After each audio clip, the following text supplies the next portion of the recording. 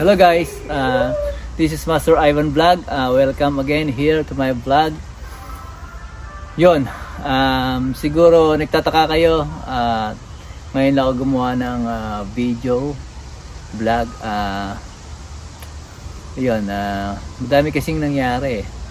Madaming nangyari this past almost more than 1 year, right? Yeah, mahigit isang taon na siya. So daming mga dumating na mga pagsubok dito sa Canada. Yung aking pagbablog ng free haircut for the homeless, medyo hindi naging maganda sa tingin ng mga kasama kong Canadian, mga hairstylist. Mga kasama ko yung hairstylist sa salon. So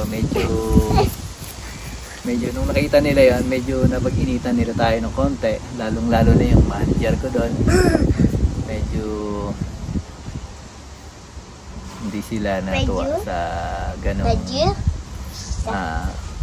ginagawa ko na pagbibigyan ng libreng haircut sa homeless sa Canada, sa ano. And then ayun, tapos ayun, nagkaroon kami ng problema ng manager. So grabe, sobra first time kong naranasan yung gano'n na maka-encounter ng racist manager. My goodness, parang lahat na lang ng yung pride ko ba, yung pride ko, nilunok ko yung pride ko.